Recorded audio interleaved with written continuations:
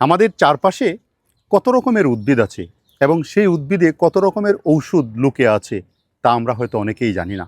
আমরা যদি একটু নিবিড়ভাবে পর্যবেক্ষণ করে দেখি তাহলে আমাদের দৈনন্দিন জীবনে অনেক সমস্যার সমাধান এই আশেপাশের উদ্ভিদ থেকেই পেয়ে যাব। আজকে আপনাদেরকে বিশেষ ধরনের পানীয় বা বিশেষ ধরনের চায়ের কথা বলবো, যদিও এটা প্রচলিত চা নয়। আমার সামনে দেখতে পাচ্ছেন আমি একটা পেয়ারা গাছের পাশে দাঁড়ানো। এই পেয়ারা পাতার মধ্যে থাকা টেনিন অ্যান্টিব্যাকটেরিয়াল উপাদান পেট খারাপ সহ ডায়রিয়া কমাতে সাহায্য করে। এটা কিভাবে খাবেন?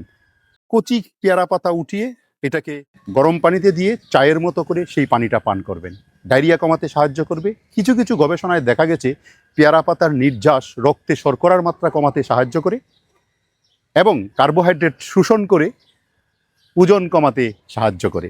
ওজন কমানোর জন্য আপনারা পেয়ারা পাতার চা ইচ্ছা করলে প্রতিদিন পান করতে পারেন। এটা অত্যন্ত স্বাস্থ্যসম্মত একটা পানীয় হবে।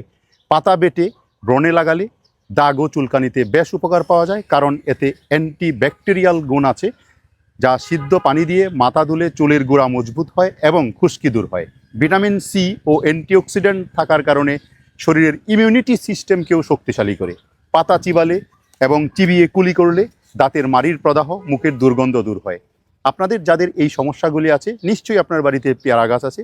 সেই পেয়ারা গাছ থেকে পাতা ছিঁড়ে সেই পাতাটা গরম পানিতে দিয়ে চায়ের মতো করে পান করতে পারেন, অথবা কচি পাতা চিবিয়ে কিছুক্ষণ চিবিয়ে তারপর পানি দিয়ে কুলি করুন এবং দেখবেন আপনার দাঁতের মাড়ি শক্ত হবে এবং মুখে দুর্গন্ধ থাকলে সেই দুর্গন্ধ চলে যাবে।